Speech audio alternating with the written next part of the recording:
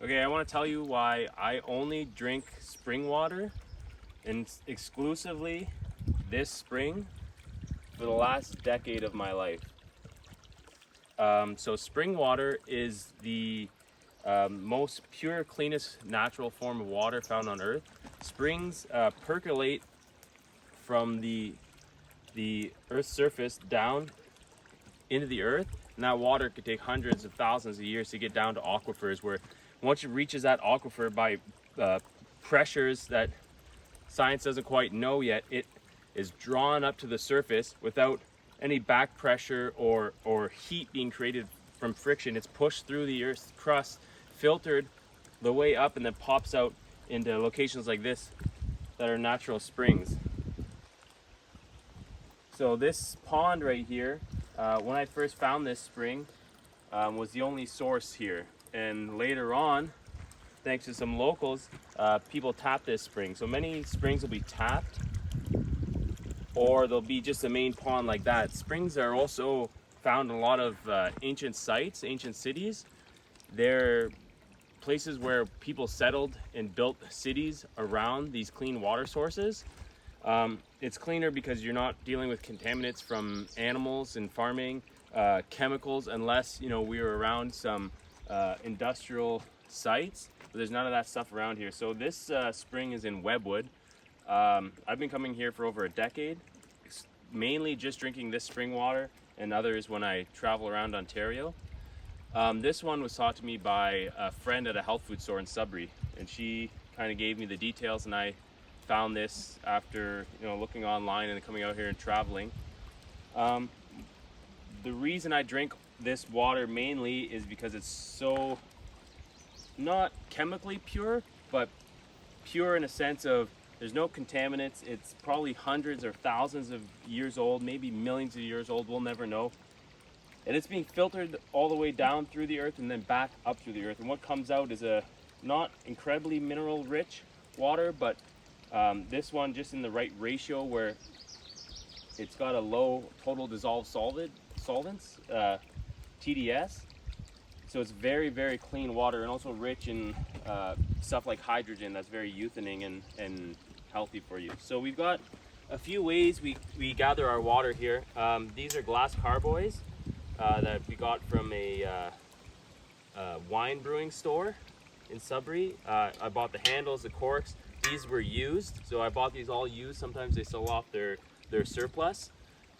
So this is an option for some people. We also will throw some protection on these to keep the light out, because anything in water like algae and stuff of that nature needs light to grow. So this will keep the water fresh longer, stopping any light from growing anything that could be in there. But I've had this spring water out for a month or maybe longer, and I've had friends who theirs sits for 2 months and they've never had any change of color. So this just indicating how clean this spring water is. So we have this as an option. Your typical grocery store. This is good, better, best. These glass, if you can't find the big glass or it's too much for you to carry, these little single finger hold ones are great option. I think these are 5 liter. I can't remember the measurements. These are about 20 to 25 depending on the size.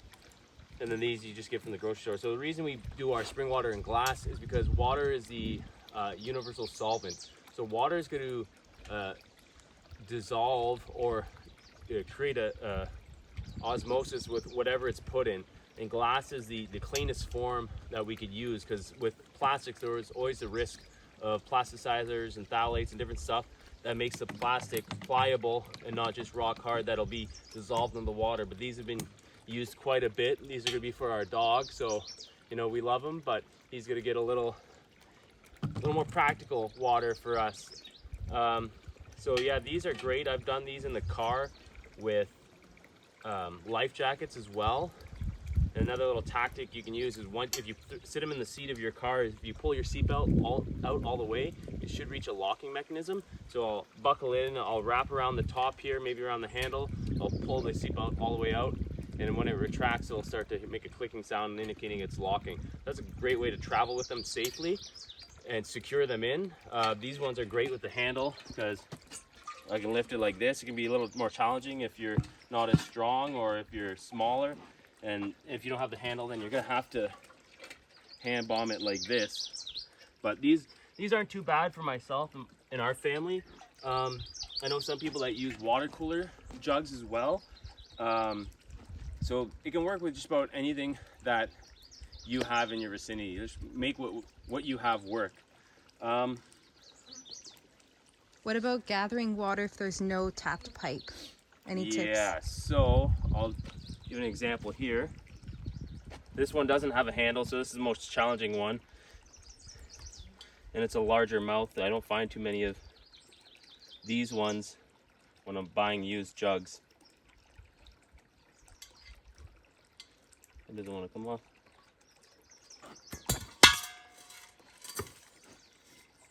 Don't drop it like that.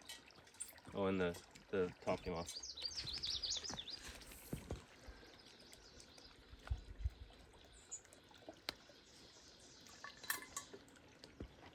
So, when I first found this spring, it wasn't tapped like this. So a downside to a spring like this that's not tapped is in the spring runoff, a lot of the runoff from the roads nearby and off the hills will come in here and it can get a little murky, which makes it less desirable, but it's still super clean water and it'll settle down. So one day I dug this hole and luckily a local came by. So I dug this about as far as my arm could reach into the ground off this bridge here, and then a month later someone came and tapped it. So thank you whoever locally came and did that. So this one in the spring, summer, fall, you can have some stuff on top of the water here. That can be avoided by just dunking the lid underwater. The pool's a little lower than it usually is. So what I try not to do is disturb the bottom when I'm filling. And I also try to watch out for, leaves and stuff that's settled on the surface of the water so I'm not sucking into my jug. But worst case, if I did get anything into the jug itself, you could always let it sit and the sediment will sit at the bottom. Usually it's pretty inert stuff in here. Nothing's gonna make you sick or cause disease or spoiling of the water. Usually it's just, little pieces of leaf and whatever's floating around in here. So I would just place it in. I'll turn it for you guys. Place the jug in here like this. I'll let a little bit of water go in there so I can clean it out.